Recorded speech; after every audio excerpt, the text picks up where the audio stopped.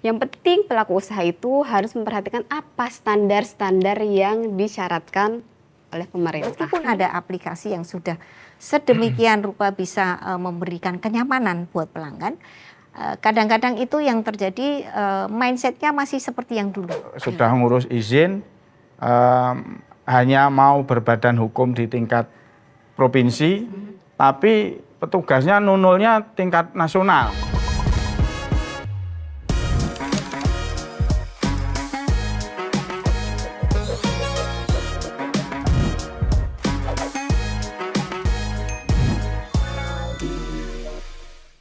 Halo pemirsa, apa kabar? Bahagia rasanya saya Artika Amelia dapat kembali hadir menjumpai Anda di podcast Jogja Invest, persembahan dari Dinas Penanaman Modal dan Pelayanan Terpadu Satu Pintu Daerah Istimewa Yogyakarta.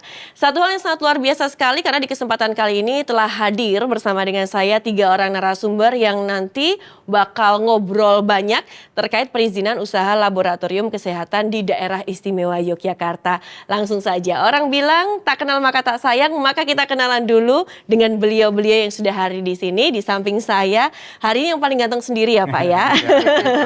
Baik, ada anggota Komisi B DPRD Daerah Istimewa Yogyakarta, Bapak Muajrudin Akbar SOSI. Pak Ajrudin, kabar baik Pak? Alhamdulillah baik, Assalamualaikum Mbak Tika. Oke, sehat ya Pak? Sehat. Matur nuwun ya Pak, di tengah-tengah kesibukannya kesana sini akhirnya bisa mampir di podcast Jogja Invest ya. Ini nggak mampir ini. Enggak mampir Pak, memang dikhususkan. Memang khusus, ya. Dikhususkan datang ke sini ya. Oke, baik. Kemudian di samping beliau ada Ibu Nuri Ahadianti SHMSI. Beliau ini adalah penata perizinan ahli media Dinas Penanaman Modal dan Pelayanan Terpadu Satu Pintu Daerah Istimewa Yogyakarta. Bu Nuri, kabar baik juga Ibu? Alhamdulillah baik. Oke, sehat ya Bu? Ketemu Mbak Rika. Iya benar Bu, selalu bersinar nih Ibu, sepertinya happy terus ya. Insya Allah. Insya Allah. Baik, dan tentunya kali ini juga ada Kepala Cabang Laboratorium Medis dan Klinik Utama Pramita. Ini juga sudah tidak asing lagi di Yogyakarta, ada di mana-mana ini kayaknya cabangnya. Ada Ibu Yohana Dewi Ratih STRK. Terima kasih juga Ibu Yohana sudah hadir di sini. Ya, terima kasih juga Mbak Tika. Selamat sore semuanya. Oke. Terima kasih juga di sini saya bersama dengan orang-orang hebat juga di sini. Baik, sehat ya Bu ya? Sehat, alhamdulillah Mbak Tika. Baik, kita nanti ngobrol bersama dengan Pak Ajrudin, kemudian juga bersama dengan Bu Nuri dan juga Bu Yohana terkait perizinan usaha laboratorium kesehatan di Daerah Istimewa Yogyakarta. Karena nih pemirsa, kalau kita berbicara mengenai kesehatan, ini khususnya untuk fasilitas kesehatan dan juga di masa sekarang ini yang namanya kebutuhan masyarakat terkait pelayanan kesehatan itu semakin meningkat. Karena ya mau dikata bahwa kesehatan ini merupakan salah satu kebutuhan hidup yang sangat penting untuk menunjang aktivitas kita. Kalau kita mau ngapa-ngapain kalau sehat pasti lebih leluasa, lebih enak dan juga tanpa ada hambatan seperti itu. Nah, tapi kalau kita berbicara mengenai perizinan, tentu saja ini terkait perizinan tentunya mudah atau tidak mudah atau bagaimana. Nanti kita akan ngobrol di sini dan juga implementasinya seperti apa, kemudian hambatannya bagaimana, ataupun juga cara yang bisa dilakukan seperti apa. Nah, langsung saja. Kalau begitu, saya yang pertama ke Bu Nuri dulu deh kayaknya ya. Bu Nuri, ini terkait kondisi pengurusan izin usaha laboratorium kesehatan, khususnya di Daerah Istimewa Yogyakarta sendiri, sampai dengan saat ini seperti apa nih Ibu?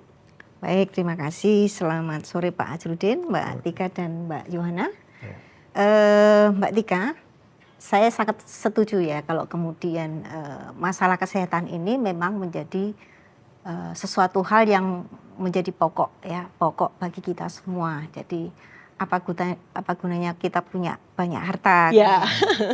Yang penting sehat jasmani dan rohani. Apalagi sehat dompetnya kan. Gitu ya.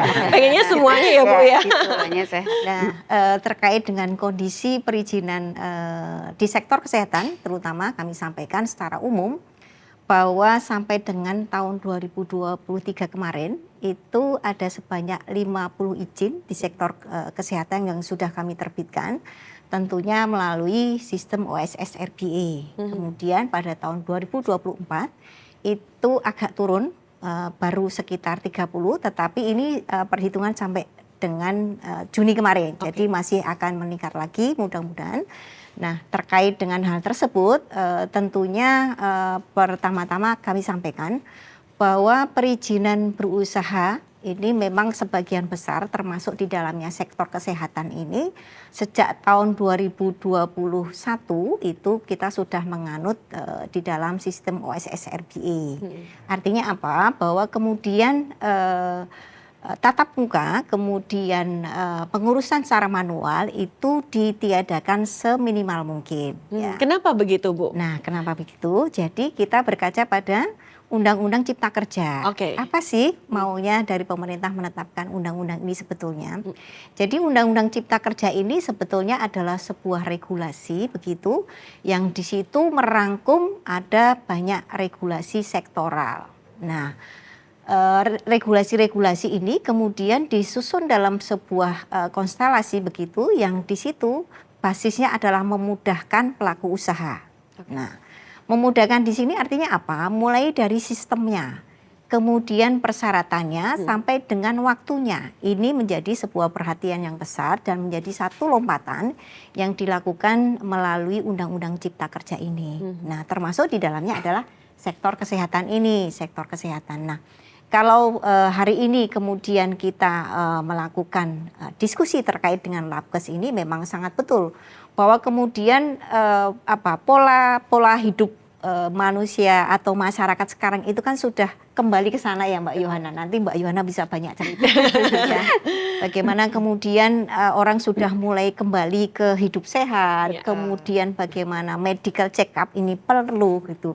Maka kemudian sangat penting kalau hari ini kita berdiskusi terkait dengan laboratorium kesehatan gitu ya. Terkait dengan hal itu, maka di dalam sistem OSS itu sendiri untuk perizinan laboratorium kesehatan ini masuk di dalam salah satu KPLI-nya di KPLI 86903 ya kalau nggak salah. Nah itu merupakan KPLI atau jenis usaha yang dilakukan oleh pemerintah maupun swasta. Jadi tidak hanya Bu Yohana dan teman-teman swasta, tetapi kalau kemudian ada layanan kesehatan pemerintah yang di situ masuk dalam salah satu KPLI dalam hal ini 86903, maka tetap harus ngurus perizinan, Mbak. Jadi bukan antar teman begitu seperti itu, Pak. Walaupun misalnya tetap kenal dekat, tetap harus ada perizinan yang harus diurus ya. Oke. Nah, pertanyaan selanjutnya, kenapa demikian? Harus ada izin, kemudian harus ada penjaminan. Ini karena memang tadi kembali ya, yang namanya masalah kesehatan itu kan perlu penjaminan mutu, perlu penjaminan kualitas. Nah, penjaminan ini dilakukan melalui apa? Melalui perizinan, kemudian syarat-syarat usaha, syarat-syarat produknya seperti apa, itu diatur di dalam regulasi-regulasi tersebut. Itu kondisinya seperti itu, Mbak. Kemudian kalau ditanyakan lebih lanjut untuk Mbak Yohana ini untuk Pramita kami acungi jempol ya. Kita melakukan sangat proaktif begitu ya. Jadi kalau kemudian nanti akan ada diskusi lanjutannya terkait kendala dan segala macam, tetapi bagaimana kemudian UU CK ini bisa sukses atau tidak itu bukan hanya bergantung kepada pemerintah tetapi juga pada pelaku usaha. Kondisinya seperti itu. Baik, nanti saya juga pengen nanya ke Mbak Yohana, tapi sebelum ke Mbak Yohana nih ya, dikit dulu ya Mbak ya. Boleh. Saya pengen ke Pak Ajrudin nih sebagai anggota Dewan juga dari DPRD Daerah Istimewa Yogyakarta sendiri, bagaimana nih tentunya memandang usaha laboratorium kesehatan yang ada di DIY. Kayaknya banyak banget loh Pak, ini di sejumlah kabupaten kota ini kayaknya ada juga. Ya. Baik, terima kasih Mbak Tika. Jadi tentu terkait dengan usaha laboratorium kesehatan di DIY ini khususnya ya, terus secara umum ya bagi kami di DPRD sangat mendorong supaya ada layanan-layanan yang memang harus bisa dimanfaatkan oleh masyarakat dalam rangka menunjang keterjaminan kesehatan masyarakat. Ya, dan tentu dari sisi itu ini menjadi urusan pokok ya, urusan wajib pemerintah yang sebenarnya memang harus diberikan terkait dengan bab urusan kesehatan itu. Jadi urusan kesehatan ini kan masuk dalam urusan wajib yang harus diberikan oleh pemerintah. Nah, urusan wajib ini kan bisa disediakan oleh pemerintah, bisa disediakan oleh swasta kan begitu. Nah, termasuk dalam hal ini laboratorium kesehatan yang ada di DIY tentu juga ada yang dari pemerintah, ada juga yang dari pihak swasta. DIY sendiri juga punya sebenarnya di laboratorium kesehatan juga Ya. juga ada di BLUD ya, ya. UPT atau BLUD ya. UPT. Sebagai WPT juga ada, sehingga tentu secara prinsip peran pemerintah ada didukung oleh teman-teman yang bergerak di bidang swasta seperti Mbak Yohana ini. Itu dari sisi pemenuhan ya hak-hak masyarakat ya. Dari sisi yang lain tentu dari sekian puluh laboratorium kesehatan yang ada di DIY itu akan menyedot tenaga kerja juga, ya kan? Nah, Iya, jadi iya, kan dari sisi itu tentu bagi teman-teman yang swasta berarti membantu ya, pemerintah juga dalam penyerapan tenaga kerja ya, sehingga tentu ini juga kita dorong supaya justru iklim usaha laboratorium kesehatan ini kalau bisa tumbuh berkembang dengan baik di DIY tentu akan menyerap tenaga kerja khususnya mungkin ya warga DIY walaupun tidak menutup kemungkinan warga di luar DIY ya. Jadi dari sisi itu tentu akan meningkatkan kesejahteraan warga masyarakat. Nah, karena mendapatkan tempat untuk bekerja di laboratorium kesehatan. Nah, tentu hal-hal yang semacam ini yang terus kita dorong supaya pertumbuhannya juga baik. Tentu walaupun namanya laboratorium kesehatan dalam rangka untuk ya kadang ada yang memang karena sakitnya, tapi kadang ada yang dalam rangka untuk protektif ya kan, ya. Kan preventif ya, untuk preventifnya ya, maksudnya untuk pencegahan, oh saya sehat, oh saya ada kondisi yang kurang pas sehingga harus ada perbaikan. Nah saya kira ini kesadaran yang harus dimiliki oleh seluruh warga masyarakat. Oke, baik, terima kasih Pak Azrudin. Saya ke Bu Yohana nih, Bu Yohana. Sebelum nanti terkait bagaimana iklim usaha laboratorium kesehatan daerah istimewa Yogyakarta terkait kesehatan yang tadi dikatakan oleh Bu Nuri katanya penting, masyarakat juga saat ini juga mereka udah aware sekali dengan kesehatan, kemudian ada yang ngecek ke laboratorium. Mungkin pandangan secara general dari Ibu sendiri seperti apa, Bu? Baik Mbak Atika, memang secara general sekarang kan memang ya kehidupan zaman sekarang ya Mbak Atika ya. Zaman now ya. Zamannya itu sudah berbeda sekali dengan zaman dahulu. Memang sekarang masyarakat tuh lebih aware dengan kesehatannya, apalagi setelah dengan kejadian kemarin pandemi COVID. Pandemi COVID, benar. Dengan pandemi COVID yang 2 tahun itu memang benar-benar yang luar biasa. Dengan adanya pandemi itu ya untuk laboratorium kesehatan saya swasta sendiri diuntungkan karena sekarang orang lebih aware dengan kesehatan. Dia tidak harus menunggu sakit tapi dia harus udah datang ke lab untuk kontrol secara rutin. Seperti itu Mbak Tika. Karena dengan kondisi ya sekarang makanan, pola hidup dan lain sebagainya itu memang sudah merubah semuanya ya. Makanya kenapa dengan kondisi dengan laboratorium kesehatan ini memang sangat-sangat menguntungkan buat ini. Jadi untuk mendorong memang harus sadar, menyadari bahwa kesehatan sangat penting gitu Mbak Tika. Oke, tapi kalau dilihat juga warga masyarakat ini khususnya di DIY kita melihatnya mereka ini sudah sadarkah betul-betul sadar dengan sendirinya atau memang harus tetap ada satu dorongan seperti itu, Bu? Memang kalau untuk sadar dengan sendirinya masih kurang lebih belum 100% ya Mbak Tika ya. Jadi memang benar-benar kadang datang itu memang dalam kondisi dengan kondisi sakit. Nah, tapi memang sekarang sudah banyak yang memang mungkin medical check up dengan permintaan dia sendiri karena memang saya pengen tahu sih kesehatan saya seperti apa. Nah, itu juga ada. Bahkan ada yang dari memang itu memang sudah dari benefit dari perusahaan ataupun dari kantor dan lain sebagainya. Bahkan kalau saat kita mau bekerja juga tuh sekarang wajib dengan medical check up dulu seperti itu. Calon karyawan yang mau bekerja itu juga wajib sekarang medical check up. Kalau dulu kan bekerja ya hanya bekerja, paling periksa hanya buta warna dan lain sebagainya. Seperti itu ya. Tes, hanya ada syarat, oh ya surat sehat seperti itu. Tapi kalau sekarang perusahaan-perusahaan yang sekarang sudah bergerak di zaman sekarang itu wajib harus melakukan medical check up terlebih dahulu. Oke, ini artinya masyarakat ataupun juga para pegawai itu juga diuntungkan juga dengan banyaknya laboratorium yang ada di DIY seperti itu ya.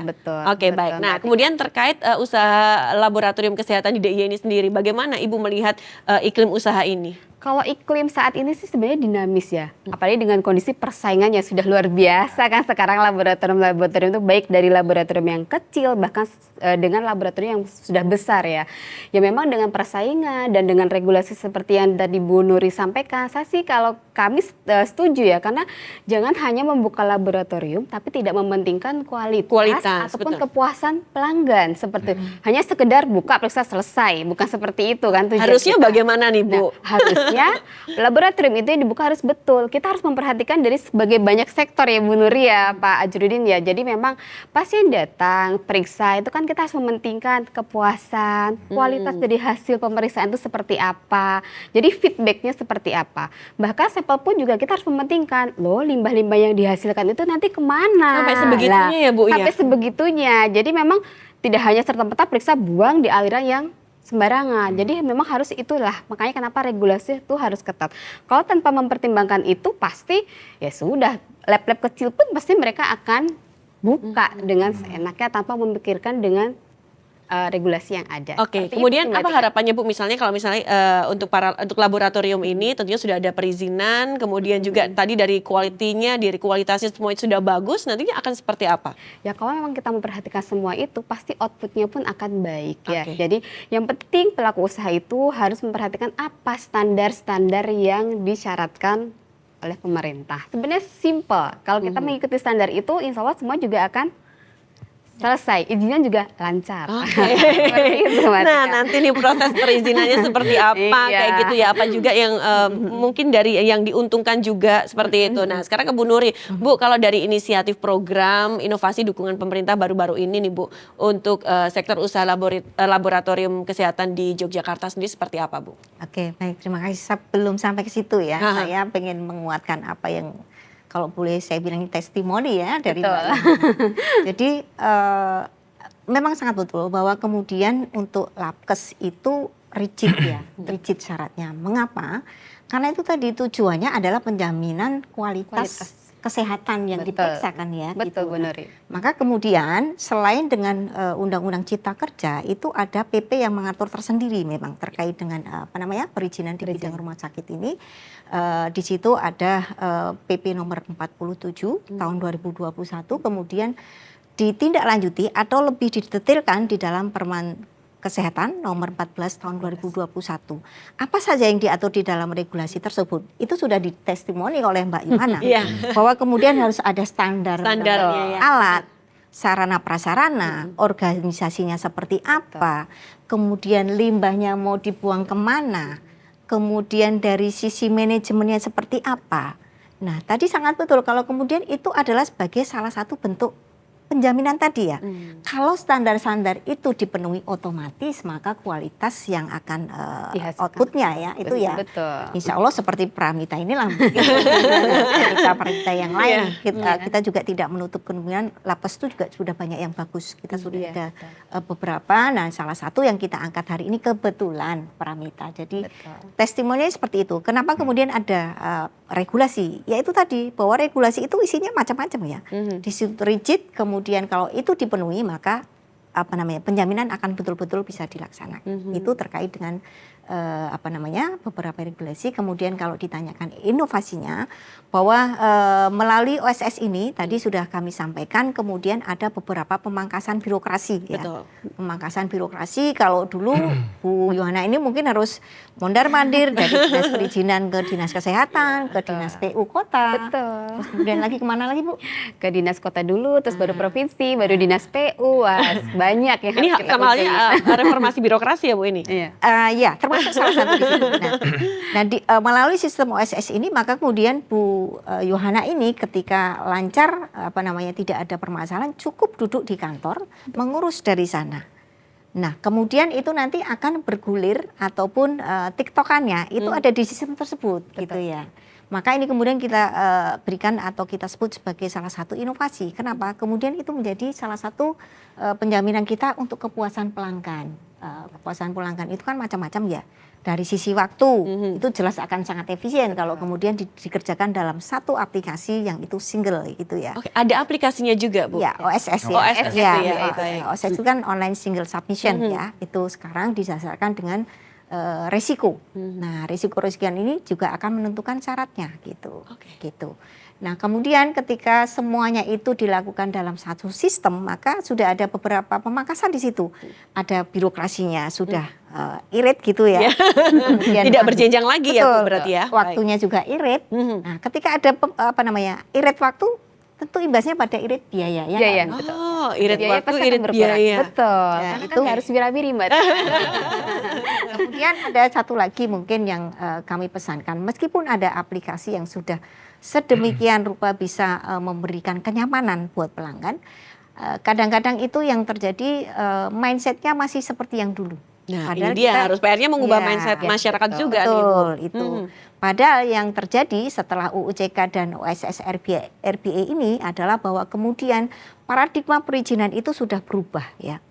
Betul-betul pelanggan atau customer itu sebagai raja. Kitalah yang menjalankan fungsi sebagai operator dari sistem tersebut. Ya, gitu. Kemudian ada lagi kita memiliki pendampingan.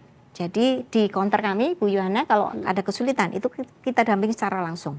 Kemudian selain tindak langsung ke kantor kami punya WhatsApp call center juga, Pak Jurdin. Jadi nanti bisa dimanfaatkan dari kantor, dari manapun, karena itu mobile ya, mobile, dan itu menjadi salah satu pelayanan kami. Jadi kalau misalnya Mbak Tika sempet ya main ke tempat kami, ketika tidak ada pengunjung di situ, jangan dikira itu kita main game. Enggak, Mbak. Kita melayani dua. Ketika pelanggan tidak hadir secara offline, maka kita melayani secara online. Oke. Jadi Jadi kelihatan sibuk seperti ini bukan ngegame ya Bu ya? kan. Jadi mohon maaf Iya, ya, oke. ini sudah berubah. Iya, gitu. benar-benar. Berubah gitu. Dan itu dinilai oleh masyarakat melalui apa? Melalui indeks kepuasan masyarakat. Nah, ini mungkin segmen berikutnya ya. Baik, segmen baik. berikutnya. Jadi seperti itu. Gitu. Oke, baik. Tapi sampai dengan saat ini masih ada tidak sih misalnya nih Bu untuk laboratorium yang ternyata mohon maaf nih belum berizin seperti itu.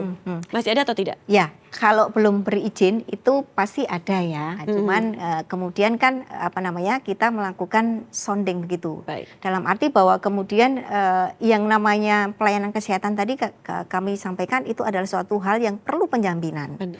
Melalui apa? Perizinan. Maka kemudian kami selalu menyampaikan bahwa perizinan itu tidak susah, tidak rumit ya Bu Yohana. Iya, nanti Bu Yohana nih yang kasih tahu. Tidak rumit, hanya itu tadi perlu proaktif. Kemudian kalau orang Jawa itu ngaruh ke begitu ya. Gitu. Ya seperti itu mungkin. Oke, mungkin juga dari nonton podcast ini untuk para pemilik laboratorium yang mungkin juga belum berizin, akhirnya langsung oh iya ya ternyata benar ini banyak sekali yang bisa didapatkan manfaatnya seperti itu. Nah, Pak Ajrudin, ini kalau peran DPRD DIY sendiri bagaimana tentunya misalnya mendorong para pelaku usaha sektor kesehatan terutama bagi pelaku usaha laboratorium kesehatan nih Pak, agar dapat memberikan pelayanan yang baik, kemudian yang berkualitas juga dan tentunya terjamin Pak. Ya, baik, terima kasih Mbak. Jadi memang proses perizinan sekarang ini melalui OSS RBA ini kan ya bisa dikatakan masih masa transisi gitulah ya, antara edukasi kepada masyarakat,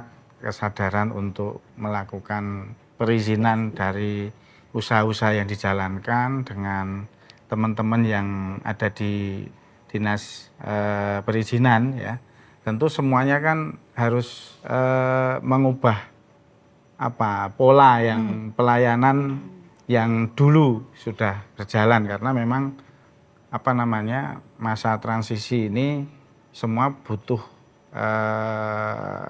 pemahaman ya, butuh edukasi untuk supaya bagaimana bisa melaksanakan kegiatan perizinan itu dengan semaksimal mungkin, termasuk dengan teman-teman yang berada di sektor kesehatan. Dalam hal ini adalah di laboratorium kesehatan. Tentu ini harus betul-betul perfect begitu ya. Karena ini urusannya urusan nyawa. Nyawa, ya. iya benar ya. Benar ya. Nyawa. Kalau nggak valid jadi berabe nanti kan. Karena dari hasil uji lab itu nanti akan menjadi bagian penting dari dokter untuk mendiagnosis ya. Mendiagnosis ini sakit apa dan sebagainya. Kalau uji labnya juga tidak valid ya, tentu akan menjadi urusannya bisa berbeda nanti kan gitu. Betul, betul. Penanganannya juga berbeda dari tenaga medis yang melaksanakan. Sehingga kami tentu sangat mendorong, berharap bahwa apa yang tadi sudah cukup banyak disampaikan Mbak Yohana dan Bu Nuri, saya kira terhadap quality controlnya ya di lab tersebut, termasuk dalam hal ini adalah bagaimana memberikan layanan yang maksimal ya, service excellent ya, kepada para customernya. Ini menjadi satu hal yang sangat penting. Dan fungsi pengawasan di kami ya tentu terhadap pelaksanaan peraturan-peraturan yang ada. Kan mungkin ada masa berlakunya izin ya, perlu perpanjangan juga nggak sih Bu? 5 tahunan ya, Bu? 5 tahunan kalau nggak salah di PP itu ada 5 tahunan aturannya kan, itu bagaimana terlaksana atau belum ya, atau dulu hanya mengurus izin pertama kali berdiri, setelah itu nggak pernah ngurus. Nah ini kan juga menjadi bagian penting dari memang kami di DPRD punya tugas pengawasan terhadap pelaksanaan perizinan terhadap apapun ya, tidak hanya di laboratorium kesehatan ini, tapi laboratorium kesehatan ini menjadi sebuah hal yang sangat urgent ya, karena sekali lagi tadi berurusan dengan nyawa kan, nyawa manusia. Harusnya kalau masyarakat yang cerdas juga harus bisa memilih kan, maksudnya ke laboratorium yang pasti-pasti aja, jangan yang abal-abal yang sudah berizin. Oh iya, harusnya jelas gitu dong, itu harus begitu. Maka edukasi kepada masyarakat kan juga penting ya, tidak hanya terhadap pelaku usaha, tapi juga kepada seluruh warga masyarakat, itu menjadi satu hal yang penting. Nah maka ini menjadi bagian edukasi kepada masyarakat melalui podcast kan ini, gitu ya, melalui podcast. Dan ya salah satu peran Dewan itu ya menganggarkan, ya. Anggarannya udah menganggarkan ada anggaran untuk dinas perizinan melakukan podcast ini kan, kalau nggak disetujui oleh Dewan ya nggak akan ada kan itu, ya. Itu salah satu perannya juga begitu kan. Sehingga ya insya Allah ketika ini berkaitan dengan edukasi kepada masyarakat untuk menambah informasi ya, pemahaman mereka terutama terhadap kesehatan, ya tentu kami akan mendukung kan begitu. Tentu juga harus dibarengi dengan teman-teman yang ada di dinas perizinan ya, juga terus meningkatkan kualitas pelayanannya. Ibaratnya sekarang bahasanya ya satset kan gitu. Ini kan harus, jangan sampai sudah ada yang masuk upload ya, tapi nggak ditanggap-tanggapi kan itu. Ini atau nanggapinya nanti bisa tidak tepat. Ini juga penting Bu ya, karena saya pernah dapat laporan kasus juga, tapi ini di sektor yang lain ya, di sektor koperasi ya, sudah ngurus izin, hanya mau berbadan hukum di tingkat provinsi, tapi petugasnya nunulnya tingkat nasional. Nah, jadi udah nggak benar dong Pak. Artinya ini jadi cukup merepotkan juga kan itu ya. Ini penting ya. Artinya dari sisi semuanya, edukasi masyarakat tentang kesadaran mengurus izin juga harus ditingkatkan. Dari yang melayani perizinan juga harus profesional kan begitu. Sepakat Pak. Ya. Oke. Nanti sebelum ke Bu Yohana, saya daripada lupa ke Bu Nuri dulu ya. Bu Nuri, kalau untuk perizinan itu sendiri kan pasti juga ada standar-standar yang harus dipenuhi seperti itu. Nah, andai kan misalnya standar itu tidak dipenuhi dalam misal 3 tahun seperti itu, apakah nanti perizinannya bisa dicabut atau harus bagaimana nih Bu? Kalau pemenuhan standar itu kan ada jangka waktunya Mbak. Jadi sebelum izin terbit itu ada yang namanya syarat, ada yang namanya kewajiban. Kalau syarat itu dipenuhi sebelum izin terbit. Betul.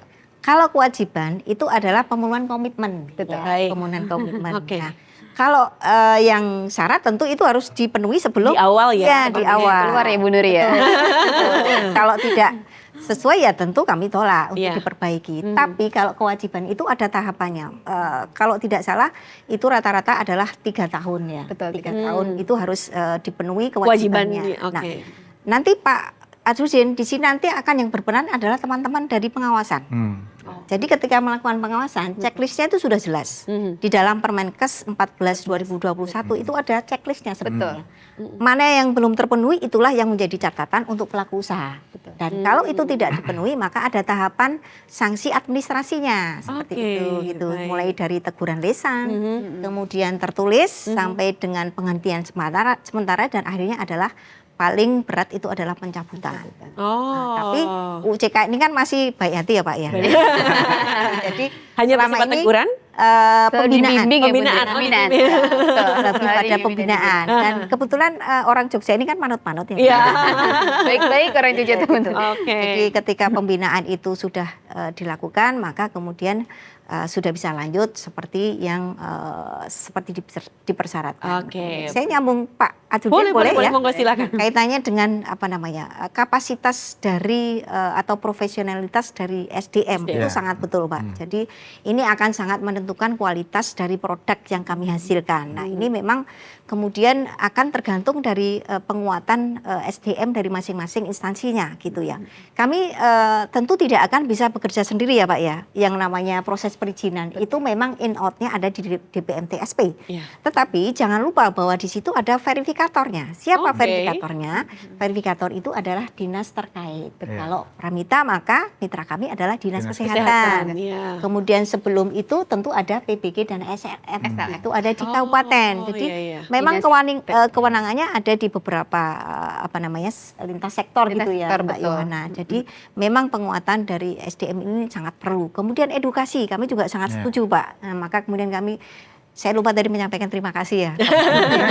Acara ini memang merupakan salah satu bentuk support ya Pak ya. Support dari Dewan bagaimana kemudian edukasi dari masyarakat ini memang sangat penting.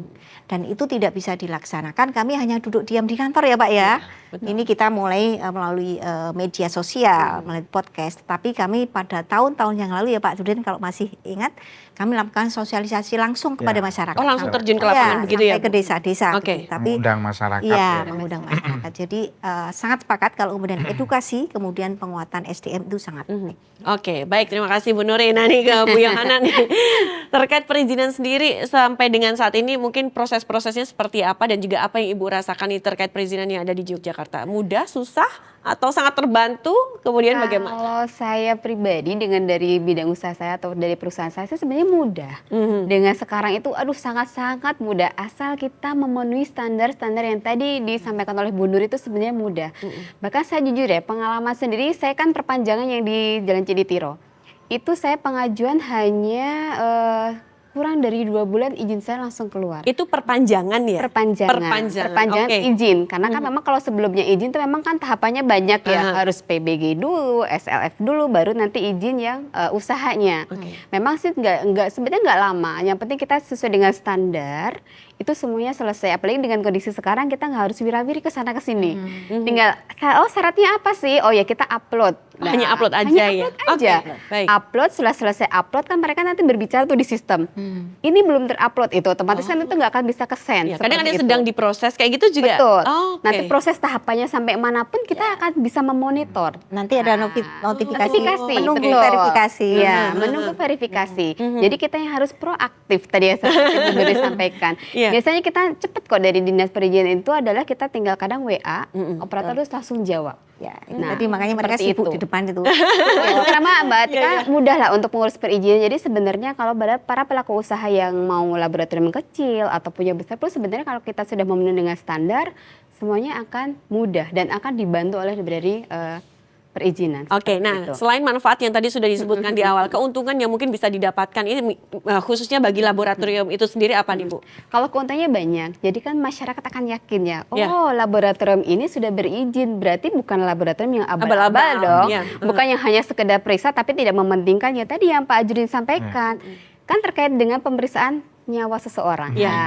Untuk membantu menegakkan diagnosis. Jangan sampai salah, apalagi sekarang dengan kondisi sekarang jangan sampai dia tidak sebenarnya dia nggak sakit, tapi hasilnya karena tadi tidak mementingkan kualitas, tidak memperhatikan QC dan lain sebagainya, ya hasilnya jadi abnormal padahal orang itu sebenarnya sehat seperti itu. Itu sangat diuntungkan dengan perizinan ini. Jadi memang fair lah, lebih fair ya Mbak Tika ya. Jadi memang harus benar-benar Transparan ya. Transparan. Jadi memang benar-benar orang juga sekarang berpikir, aduh kalau lab yang tanpa izin, apalagi dengan kondisi ini, aduh kayak nggak yakin juga dengan hasilnya gitu ya Mbak Tika ya. Udah nggak berizin, harganya murah, nanti kita nggak tahu nih hasilnya kayak makanya, gimana. aduh harga murah tuh bener atau enggak ya? Itu Sekarang masyarakat tuh pinter Mbak Tika. Jadi aduh murah tapi bener nggak ya hasilnya? Aduh asa nggak yakin Udahlah, saya yang gitu. pasti-pasti aja Mending yang ya. pasti nanti saya tidak salah diagnosis seperti itu sih Mbak Tika.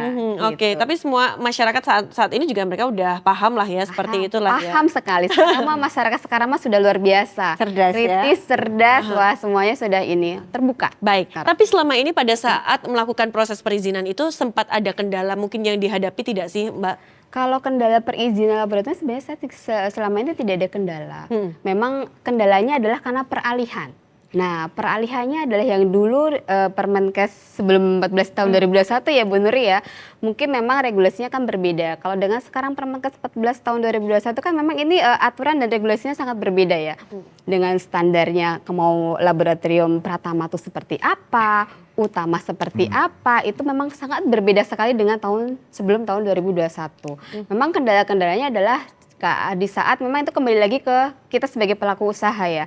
Apakah kita mau mengambil yang Pratama atau utama? Di saat utama pun berarti kan kita standar syaratnya banyak ya Bu ya. Ada lagi. Dokter spesialisnya harus banyak dan lain sebagainya. Kompetensi orang-orangnya pun harus berbeda dengan yang kelasnya memang Pratama. Seperti itu. Tapi sejauh ini ya memang itu lebih fair.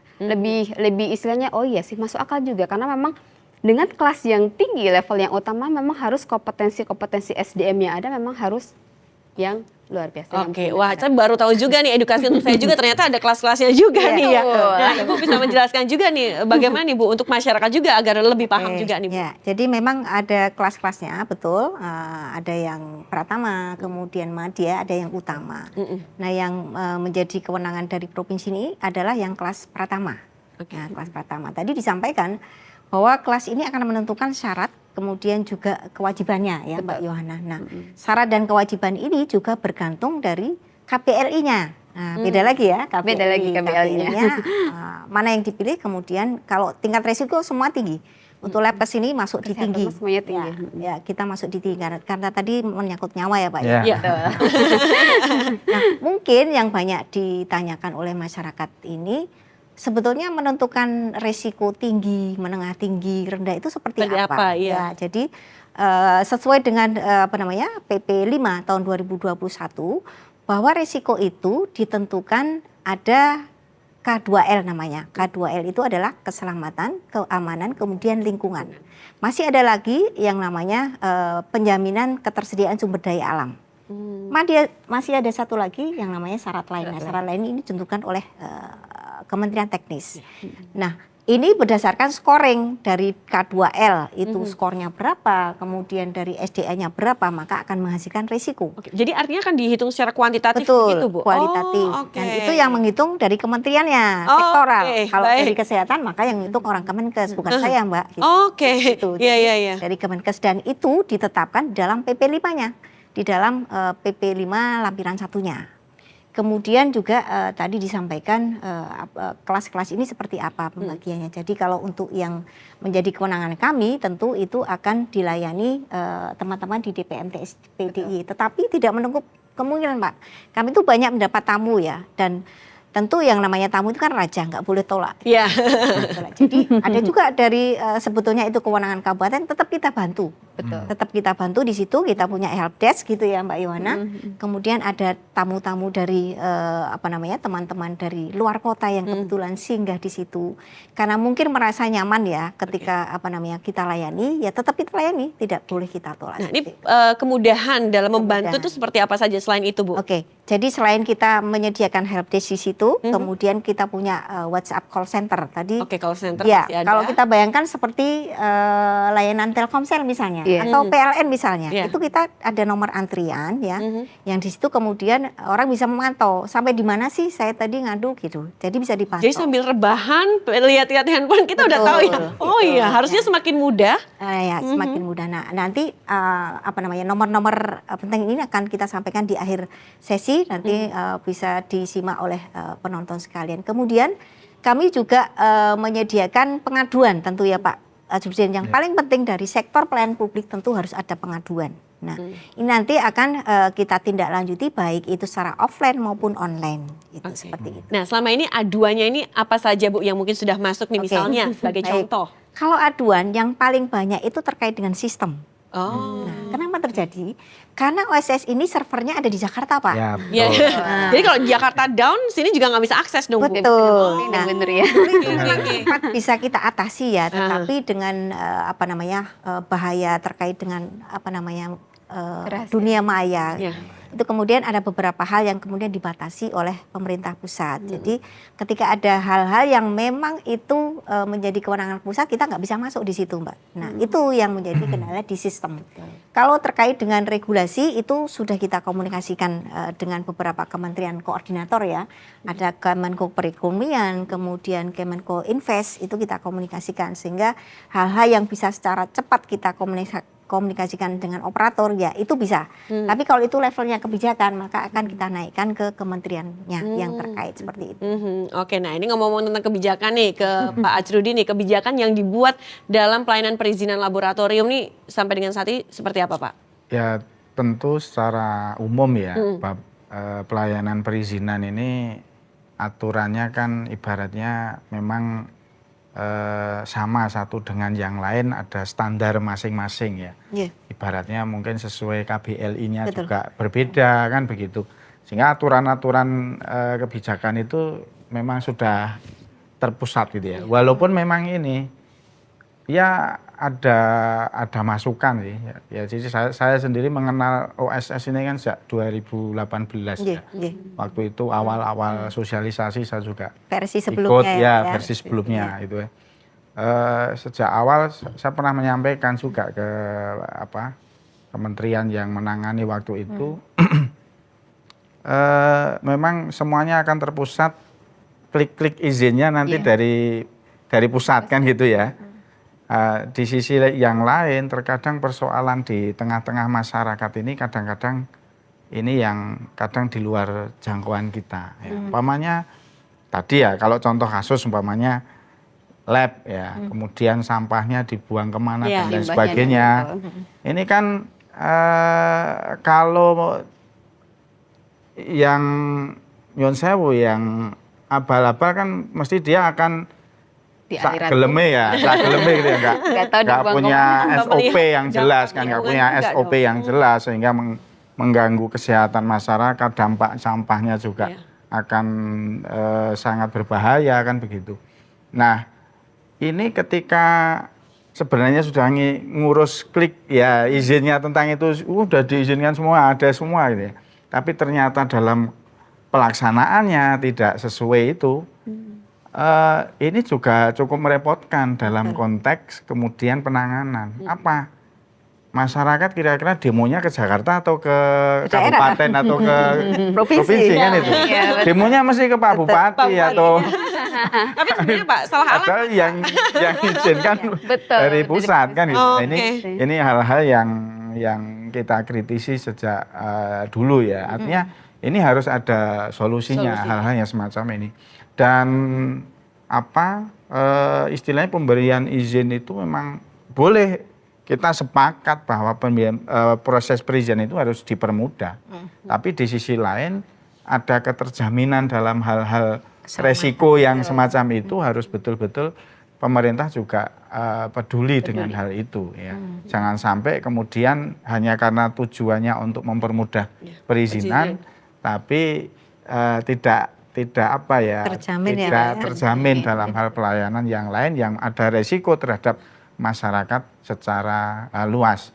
Nah, maka sekali lagi bahwa ini menjadi bagian acara yang saya kira cukup penting dan kami sangat memberikan dukungan kepada teman-teman dinas perizinan ya ketika ada agenda-agenda bab perizinan ini memang insya Allah kita upayakan dari sisi anggaran kita dukung kan begitu supaya semakin tersosialisasi di tengah-tengah masyarakat termasuk melalui media online seperti podcast ini ataupun yang langsung kepada warga masyarakat. Oke, tapi kalau Bapak melihat nih terkait kualitas pelayanan perizinan, ini sudah baik, cukup baik, atau sangat baik, atau bagaimana Pak? Ya, dengan adanya berbagai layanan tadi ya, ada yang pakai layanan WA call center dengan pelayanan yang terus bisa dirasakan oleh para pelaku usaha ya. Saya yakin apa yang dilakukan oleh teman-teman di Dinas DIY ini sudah cukup baik ya, sudah baik, dan tentu kita berharap para pelaku usaha, karena ini tadi sudah ada chemistry ya. Enggak, ini sudah ada langsung ya dari yang dirasakan oleh Mbak Yohana, usernya juga menyampaikan kita sudah enjoy, sudah enak, bisa dilayani dengan lebih cepat dan lain sebagainya. Artinya kan ini cross checknya saya nggak perlu turun ke masyarakat langsung nanya-nanya satu ya Pak Ajrudin ya. Udah diwakili ya Pak. Tapi sudah diwakili oleh beliau. Ya mungkin memang bisa jadi ya besok kita juga bagus ya kalau mau langsung ketemu dengan masyarakat menanyakan tentang bab perizinan dan lain sebagainya. Saya kira ini juga menjadi masukan bagi kami dari sisi pelaksanaan fungsi pengawasan. Ya. Tapi ini tadi tidak disetting loh Mbak. Ini ngalir aja ya Bu Nuri ya. Sudah ngalir aja nih Pak Ajrudin. Oke, tapi kalau Mbak Yohana atau Bu Yohana sendiri memandang tentang izin usaha laboratorium kesehatan ini pastinya akan memberikan satu dampak begitu ya untuk kemajuan di daerah istimewa Yogyakarta. Bagaimana Ibu bisa memandang ini Bu? Kalau untuk dampak sih sebenarnya banyak ya, banyak banget dampak positifnya untuk masyarakat ya. Jadi selain untuk memberikan kredibilitas masyarakat, kepercayaan dan masyarakat, itu juga yang tadi Pak Ajrudin sampaikan juga membuka usaha, lowongan pekerjaan ya Pak ya, penyerapan SDM itu memang dampaknya sangat luar biasa Mbak Tika. Memang positif sih saya melihat di sini untuk dampak-dampak untuk pelayanan kesehatan seperti itu Mbak Tika. Oke, kalau kita lihat juga karyawan-karyawan semuanya kebanyakan dari DIY atau luar DIY atau bagaimana? DIY. Daerah istimewa Yogyakarta. Daerah istimewa Yogyakarta semua. Tidak ada, jarang di luar DIY tuh, justru kalau dari kami nggak ada. Jadi semua dari DIY, ada yang dari Bantul, Sleman, Kulon Progo pun ada. Iya. Jauh loh Pak dari Kelapa. Ini kalau ada yang buka laboratorium lagi udah izin, nah ini lumayan nih untuk warga masyarakat sedang cari kerja gitu kan. Baik. Kesempatan kerja juga. Karena kan di lab itu bukan hanya tenaga kesehatan, justru tenaga umum pun kita juga melakukan penyerapan tentang SDM tersebut. Oke, misalnya apa saja nih Bu? Ada teknis kan, ada bagian, kan kita juga ada bagian keuangan, pasti kan butuhnya akunting. Oke, baik. Di bagian depan yang cantik-cantik frontliner, ada juga ya. Itu kan bukan hanya kesehatan ya. Jadi itu ada bagian yang memang bagian umum, mungkin dari dia komunikasi, jurusan komunikasi dan lain sebagainya. juga ada loh Bu. Iya, ramah-ramah juga ada. Iya. Jangan salah ya. Itu juga bukan orang kesehatan kan. Benar. Jadi penyerapan SDM-nya juga kita sebenarnya itu dampak positifnya di situ.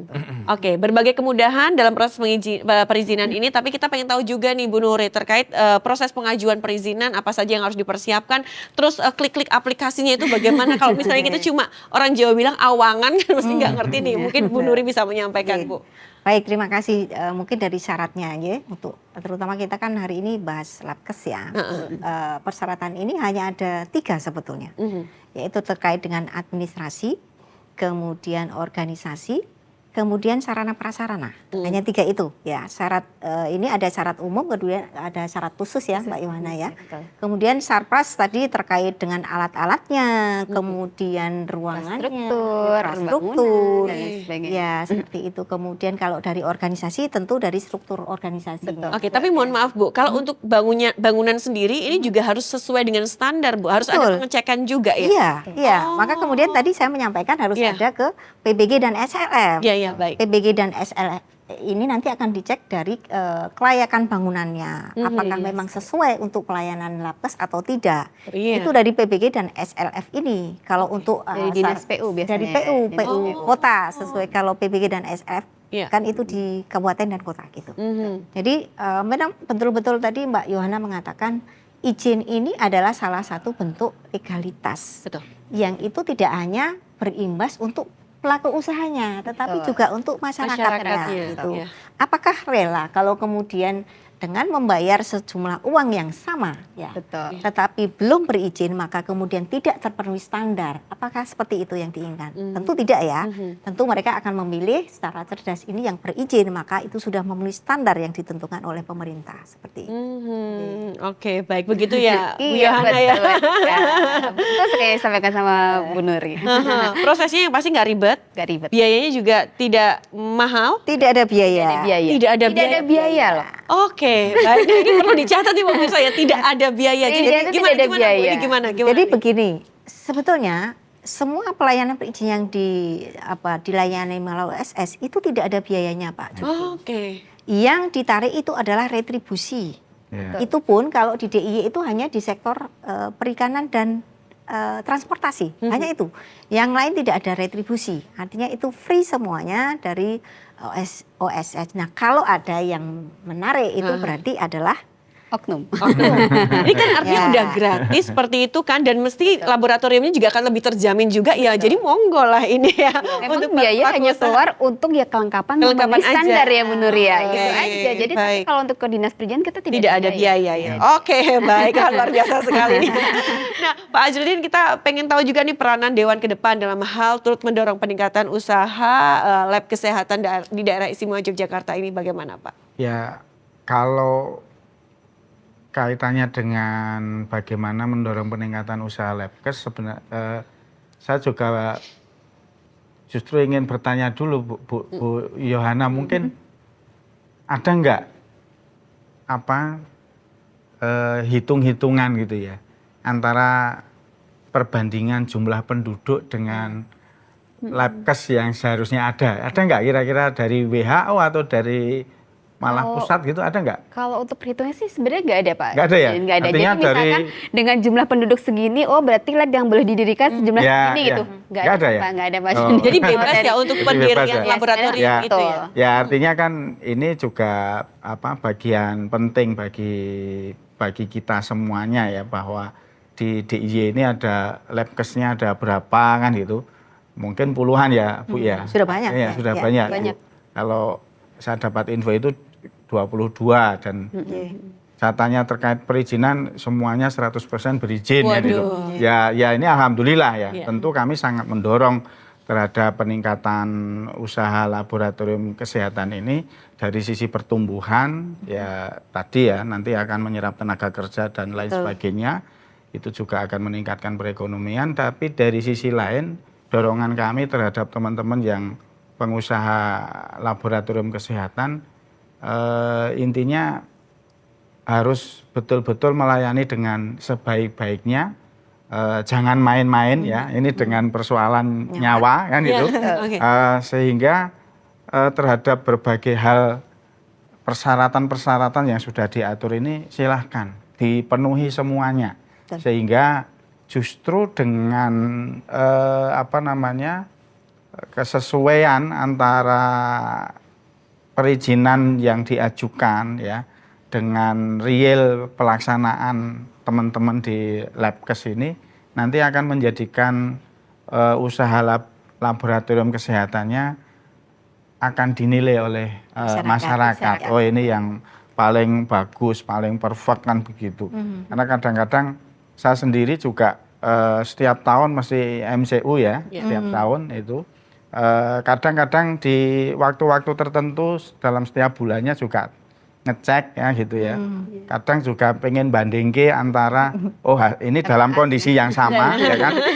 Saya tak ngecek ke sini, kemudian ngecek ke sini. Validnya yang mana kan.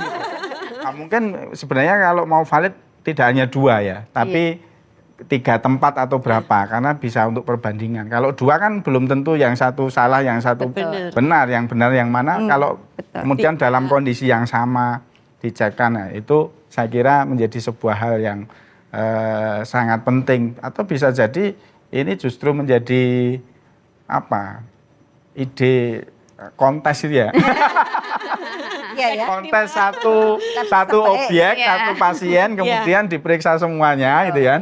Dalam waktu yang sama oleh masing-masing lab itu, terus mana lab yang berdekatan sama kan, sama persis kan mungkin Enggak ya, bisa Untuk jadi. metode yang digunakan juga. Ya, Ya.